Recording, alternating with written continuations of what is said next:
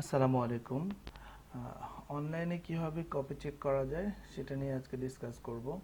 তো আমরা আমাদের মোবাইল নাম্বার এবং পাসওয়ার্ড দিয়ে লগ ইন করার পরে আমরা এখান থেকে OEMS এখানে আসব।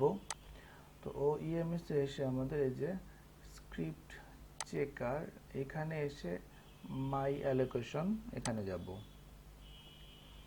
দেন অ্যাজ ইউজুয়াল আমাদের এগুলো সব কিছু সিলেক্ট করে দিয়ে আসতে হবে। আমাদের এখন চলছে টপিক্যাল মক, এটা আমি ডেমো হিসাবে আমি অন্য একটা দিয়ে দেখাচ্ছি। আচ্ছা, তো আমি এগুলো সিলেক্ট করে দেওয়ার পরে আমি এখানে দেখব যে আমার একটা লিস্ট চলে আসছে যে আমার জন্য যে স্ক্রিপ্টগুলো অ্যালোকেট করা ছিল, যেগুলো আমি এখনো চেক করিনি, সেই স্ক্রিপ্টগুলোর লিস্ট চলে আসবে। যেমন এখানে আমি পেপার ওয়ানের জন্য দুইটা স্ক্রিপ্ট দেখতে পাচ্ছি। তো এবার আমি এখান থেকে just open script to check এই বাটনে ক্লিক করব। তো এই বাটনে ক্লিক করলে আমি এখান থেকে স্টুডেন্টের স্ক্রিপ্ট দেখতে পাবো। সো পেপার ওয়ানের জন্য জাস্ট বেশি কিছু করতে হবে না, জাস্ট এটা ওপেন করে এখানে সাবমিট বাটনে ক্লিক করতে হবে, তাইলেই হয়ে যাবে। দেন এখানে এসে আবার একটা রিলোড করব। রিলোড করলে দেখতে পাবো যে মাত্র যেটা আমি ওপেন করেছিলাম ওটা অলরেডি সাবমিট হয়ে গেছে, যেহেতু এটা এখন এখানে আর লিস্টের মধ্যে নাই, লিস্টের ভিতর থেকে চলে যাবে। আচ্ছা, এটা গেল পেপার ওয়ান। এবার আমি পেপার টু দেখাই।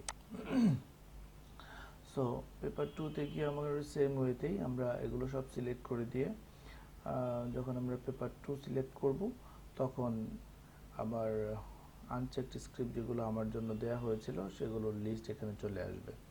দেন আমি এখান থেকে ওপেন স্ক্রিপ্ট চেক এখানে ক্লিক করব। আচ্ছা, ক্লিক করলে আমার স্ক্রিপ্টটা এখানে ওপেন হবে। দেন আমরা এখানে দেখতে পাচ্ছি আগে যারা অনলাইনে স্ক্রিপ্ট চেক করেছিলেন আপনারা দেখতে পাচ্ছেন যে এখানে ইন্টারফেসে কিছুটা চেঞ্জ আসছে। তো এখানে আমার এই যে পেজ নাম্বারগুলো উপরে আছে, আমরা এখান থেকে একটা একটা করে চেক করে নেক্সট করতে করতে যাব। দেন আমাদের এখানে কাজ হলো আমরা হয় টিক অথবা ক্রস দেব। তো আমরা এখানে যদি রাইট হয় তাহলে ওয়ান মার্কের জন্য একটা টিক মার্ক দেব, এবং যদি আমার ওয়ান মার্ক কাটা যায় সেক্ষেত্রে আমরা একটা ক্রস দেব। যেমন আমি এখান থেকে মনে করলাম যে হ্যাঁ এখানে এক মার্ক পেতে পারে, সো আমি এখানে জাস্ট টিক দিলাম। দেন আমার এখানে মনে হলো যে এখানে এক মার্ক কাটা যাবে, আমি এখানে একটা ক্রস দিলাম। এভাবে করে আমরা টিক ক্রস দেব। এবং এখানে আরেকটা ব্যাপার আছে, সেটা হলো যদি আমরা কোনো একটা পার্টিকুলার পার্টকে হাইলাইট করতে চাই যে অমুক জায়গায় ভুল হয়েছে সেটাকে যে আমি হাইলাইট করে দিতে চাই, সেক্ষেত্রে আমরা এই যে পেন্সিল টুলটা ইউজ করব। সো পেন্সিল টুলটা ইউজ করে সাপোজ আমি এখানে একটু মার্ক করে দিলাম যে এই জায়গাটায় ভুল হয়েছে। এভাবে করে আমরা প্রত্যেকটা পেজ মার্ক করতে করতে যাব। এখানে যেগুলো দেওয়া আছে এগুলো জাস্ট আমি ডেমো হিসাবে র্যান্ডমলি কিছু ইমেজ আপলোড করেছিলাম। তো স্টুডেন্টরা তো ডেফিনেটলি তাদের হাতে লেখা আনসার তারা আপলোড করবে। তো আমরা এভাবে করে প্রত্যেক পেজ চেক করে করে যাব। দেন আমাদের যদি এরকম হয় যে কখন আমি এরকম মার্ক দিয়ে ফেললাম, সেই মার্কটা যদি আমাকে আবার ইরেজ করতে হয় তাহলে কি করতে হবে?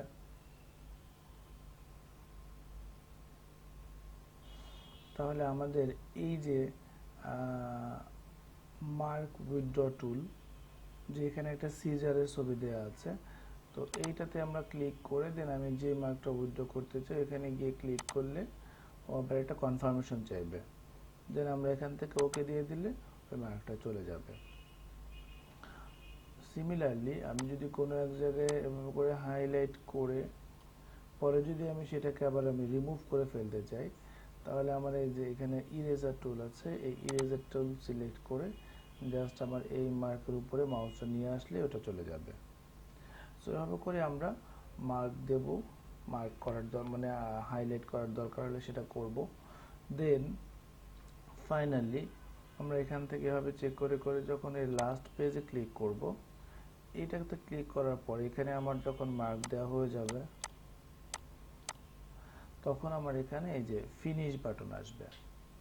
তো ফিনিশ বাটন আসলে আমি এখান থেকে যখন ফিনিশ বাটনে ক্লিক করব তখন এইটার এই পার্টিকুলার স্ক্রিপ্টটা চেকিং কমপ্লিট হয়ে যাবে। সো আমি এখান থেকে ফিনিশ চেকিং দিয়ে এখানে জাস্ট ক্লোজ ট্যাব দেব, দিলেই আমার ওই স্ক্রিপ্টটা চেকিং কমপ্লিট হয়ে যাবে। এবং আমি এখানে যদি আবার সে রিলোড দিই, তাহলে দেখব যে আমার যে স্ক্রিপ্টটা মাত্র চেক করেছিলাম সেটা এখানে আর লিস্টে থাকবে না।